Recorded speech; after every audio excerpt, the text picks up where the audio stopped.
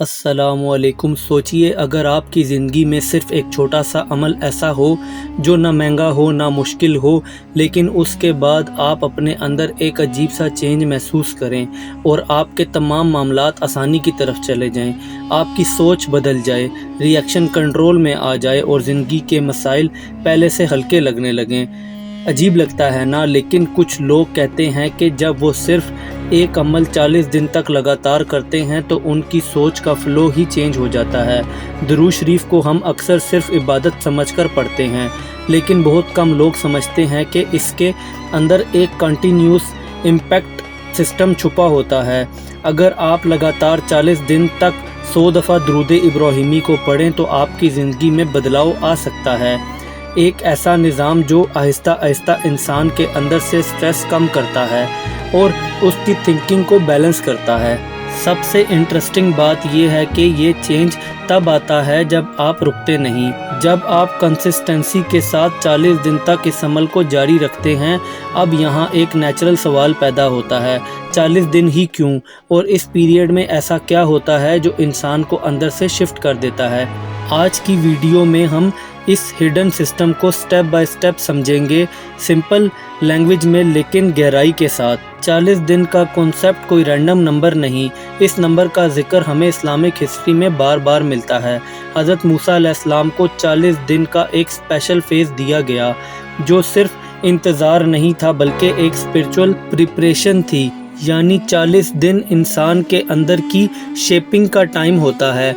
ये वो दौर होता है जहां इंसान स्लोली अपनी पुरानी थिंकिंग से निकलकर एक नई स्टेट में एंटर करता है। अगर हम मॉडर्न साइकोलॉजी की तरफ देखें तो रिसर्च ये बताती है कि जब इंसान 30 से 40 दिन तक कोई अमल लगातार करता है तो उसका दिमाग उसे न्यू हैबिट के तौर पर एक्सेप्ट कर लेता है। मतलब पहले जो चीज़ एफर्ट लगती थी वो आहिस्ता आहिस्ता नेचुरल हो जाती है। अब जब ये हैबिट दुरूद शरीफ 100 दफ़ा रोज़ाना जैसी रूहानी प्रैक्टिस के साथ कनेक्ट होती है तो सिर्फ हैबिट नहीं बनती बल्कि इंसान का इंटरनल पैटर्न शिफ्ट होता है, सोच का लेवल चेंज होता है, इमोशंस बैलेंस होते हैं और रिएक्शन कंट्रोल में आने लगते हैं। इसलिए 40 दिन को एक ट्रांसफॉर्मेशन साइकिल कहा जाता है। दीन के पर्सपेक्टिव से ये सिर्फ रूटीन नहीं बल्कि रूहानी निज़ाम से कनेक्शन मजबूत करने का प्रोसेस है। लेकिन सच ये है कि शुरुआत कभी आसान नहीं होती। पहले 7 से 10 दिन सबसे ज़्यादा चैलेंजिंग होते हैं। कभी दिल नहीं करता, कभी भूल जाता है, कभी अजीब सी सुस्ती आ जाती है और कभी कभी ऐसा लगता है जैसे दिमाग खुद आपको रोक रहा हो, आज छोड़ दो कल स्टार्ट कर लेंगे। लेकिन ये वीकनेस नहीं होती, ये एक्चुअली एक सिग्नल होता है कि आप के पुराने मेंटल पैटर्न्स ब्रेक हो रहे हैं। माइंड हमेशा कंफर्ट जोन में रहता है और जब आप कोई नई स्पिरिचुअल हैबिट स्टार्ट करते हैं तो वो रेजिस्टेंस शो करता है। इसीलिए शुरू के दिन हैवी लगने लगते हैं, लेकिन जो लोग इस फेज़ को समझ लेते हैं वो यहीं से ही अलग हो जाते हैं और जो रुक जाते हैं वो असल चेंज से पहले ही अमल को रोक देते हैं। यहाँ एक बहुत इम्पोर्टेंट बात समझनी ज़रूरी है, ये स्ट्रगल प्रॉब्लम नहीं बल्कि क्लिनजिंग प्रोसेस है, जहाँ पुरानी सोच आहिस्ता आहिस्ता टूट रही होती है और अंदर एक नई स्पेस क्रिएट हो रही होती है। और अगर आप इस फेज़ को क्रॉस कर लें तो फिर चेंज फील होना स्टार्ट हो जाता है। जब पहले 10 दिन निकल जाते हैं तो एक सबटल सी तब्दीली स्टार्ट होती है। आप नोटिस करते हैं कि दिल पहले से हल्का होने लगा है, बेचैनी जो हर वक्त रहती है वो थोड़ी कम हो जाती है और सोच पहले से ज़्यादा क्लियर होने लगती है। प्रॉब्लम्स वही होती हैं लेकिन उनका इमोशनल वेट कम लगता है। ये वो स्टेज होती है जहां इंसान कंफ्यूज होता है, मैं पहले इतना टेंस क्यों था।